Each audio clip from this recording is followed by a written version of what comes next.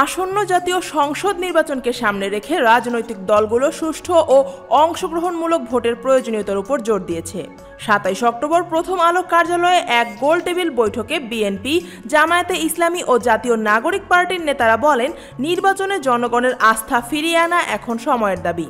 বিএনপির স্থায়ী কমিটির সদস্য সালাউদ্দিন আহমদ বলেন, অতীতের সংস্কার কমিশন যথেষ্ট কার্যকর ছিল না।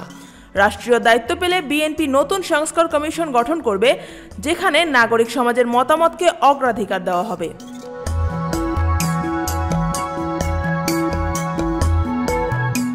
তিনি বলেন, আগামী নির্বাচন আন্তর্জাতিকভাবে স্বীকৃত ও বিশ্বাসযোগ্য হতে হবে। এবার জনগণ নিজেরাই ভোট পাহারা দেবে।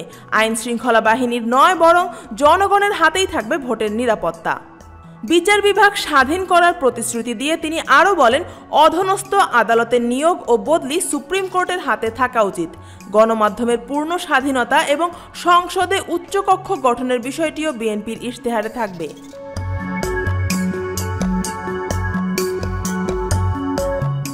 জামায়াতে ইসলামীর নায়েবে আমির সৈয়দ আব্দুল্লাহ মোহাম্মদ তাহের বলেন, সরকারের দায়িত্ব সুষ্ঠু নির্বাচন আয়োজন করা। এজন্য সব রাজনৈতিক দলের মধ্যে আলোচনার প্রয়োজন রয়েছে। তিনি প্রস্তাব করেন, বড় দলগুলোর টেলিভিশনে প্রচারিত আলোচনায় অংশ নিয়ে আচরণবিধি মেনে চলার অঙ্গীকার করবে। তিনি বলেন, যদি দেখা যায় নির্বাচন সুষ্ঠু হয়নি, তাহলে প্রধান উপদেষ্টাকে তা বাতিল করে নতুন ভোটের ব্যবস্থা করতে হবে। যে জিতবে আমরা তার গলায় মালা পরিয়ে দেব। শুধু চাই নির্বাচনটা যেন সৎভাবে হয়।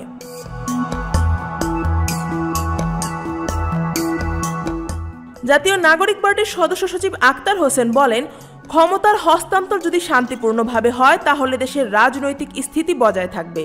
তিনি মনে করেন, প্রশাসন ও রাষ্ট্রীয় প্রতিষ্ঠানগুলো যদি সঠিকভাবে কাজ করে, তাহলে রাজনৈতিক অস্থিরতা অনেকটা কমে যাবে।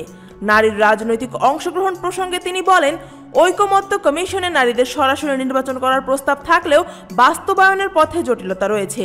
এনসিপি এখন সেই প্রতিবন্ধকতা দূর করার চেষ্টা করছে।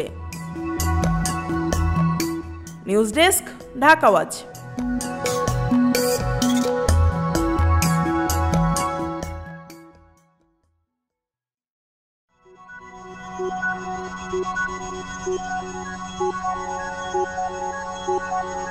Thank you.